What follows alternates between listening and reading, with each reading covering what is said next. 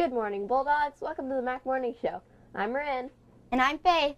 And today is Friday the 23rd of October.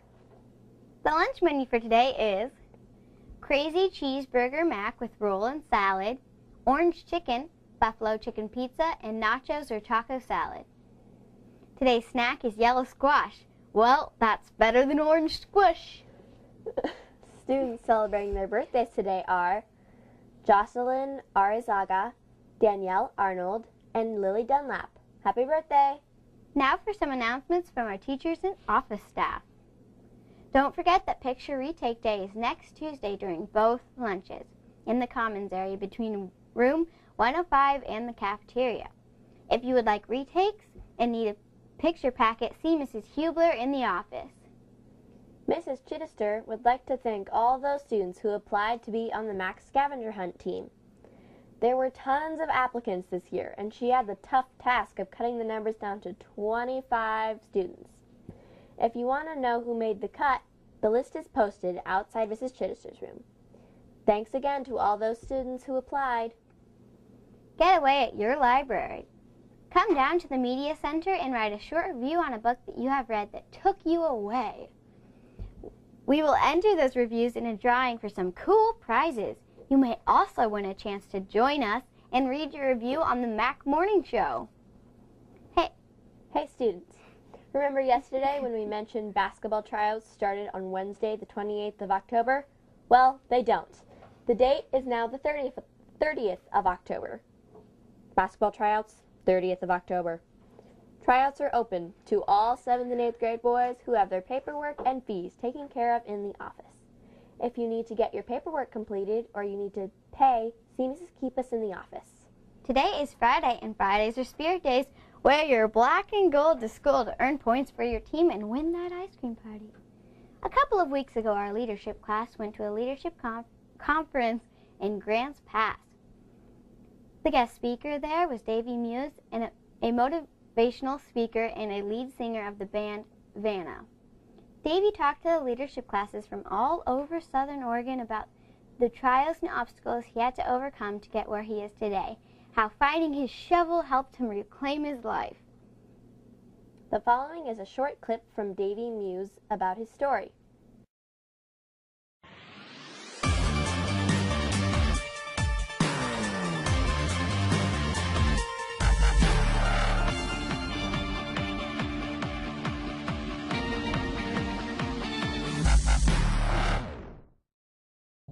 My name is Davy Muse, and I'm a singer of a Boston hardcore band called Vanna. So the year is 1985. The place is South Boston, Massachusetts. There's this married couple, the name of the Polinos, and they're the biggest drug dealers on the East Coast. They run heroin and cocaine up and down the entire East Coast and all of New England. One night, the door got busted down by ATF and FBI and police. The whole place got raided. Everyone went to jail. Later that night, one of the police officers laying in bed, and he felt something in his chest, and he had to get up, and he had to go back to the scene and back to the apartment. Couldn't figure out why. Called his partner and called two other officers, and they said, we had to go back to this house. Let's just go back in plain clothes, and I'm looking for something. I don't know what it is, but we gotta go. Just trust me. The police officer that led the charge went into the bedroom, proceeded to empty the closet, move the mattresses, take everything out, and he opens up the drawer of the dresser, and in the top drawer, and he moves a bunch of clothes, and there's an 8-month-old child in the top drawer. He's not crying, he's breathing, but very non-responsive. Before he picked the baby up, he saw that the baby's arm was covered in blood, so as he picked him up, he wiped it down and realized that he had a cut on his wrist, and he could only assume that was from the baby reaching out to be taken out of the drawer and having the drawer slammed on his wrist. And every day, every morning when I wake up and I have my coffee, I rub the scar on my wrist as a reminder that I'm here and I'm alive for a reason. I was put into foster care, and within a year I was adopted by a loving family. And that sense of abandonment was completely gone from me. I was a part of something finally, a family that actually wanted me. So about when I turned 12 years old, I told my mother I wanted to play an instrument. I met a guy in my church who plays drums. So I started taking lessons from him, and that's all I could think about was just being on stage and playing in a band.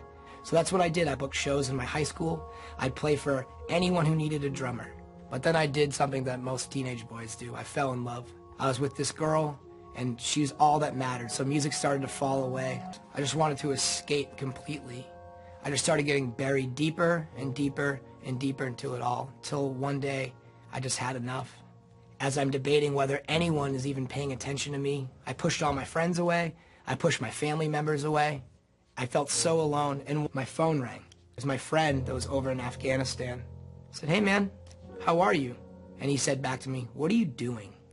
What's going on with you right now?" I said, "Nothing, man. I'm good. Everything's great." I said, "No, it's not, man. People have seen you. You don't look well. You're not playing music. You haven't talked to anybody. And I know all this, and I'm in Afghanistan." It took that phone call all the way from across the world for me to realize that people do care, and that I was pushing everybody else away. So after that point, I started booking a bunch of tours. I ended up booking a tour with Vanna from Boston. And we got to talking, and they ended up asking me to join the band. And for me, that was a really big step. They were doing something that I wanted to do so badly. So I took that leap, and I joined their band. Every song that I wrote, I made sure it was super personal. Every show that we played, I made sure I talked to as many kids as I possibly can. Because if I can help keep somebody else alive, my life is now worth it. So I looked at him and said, "What's your last name, man?" I said, "McIntyre." I said, "Cool, man." Well, every great family, every great name, every great legacy had to start somewhere. And right now, today, you can start. You can make the McIntyre name something to be reckoned with. And once you know, a few years later, Chris came running up to me at another show, and I was so proud of him because he got a job, he had a girlfriend, he looked so healthy, like he was doing so well. And that's when I realized I had to start being comfortable with the uncomfortable. I had to step out of anything that I was doing. I had to share my story so that other people felt like they could come forward and share their story. And so much this world can just bury us up to our necks in problems and ordeals and just crap. And it's up to us to find our shovel to dig our way out. And once we're out of that hole, it's our responsibility to go find other people that are buried up to their necks and dig them out of their holes. And for me, my shovel is music. What's yours?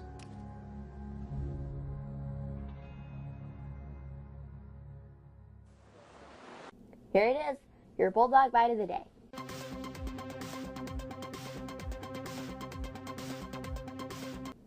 On our last show, we asked, what big cat cannot retract its claws? The answer is the cheetah. Today's question is, the Diary of Anne Frank was written in what city? The answer on our next show. Well, that wraps up today's show. Tune in Monday and every day for more random facts in your daily news. Have a fabulous Friday.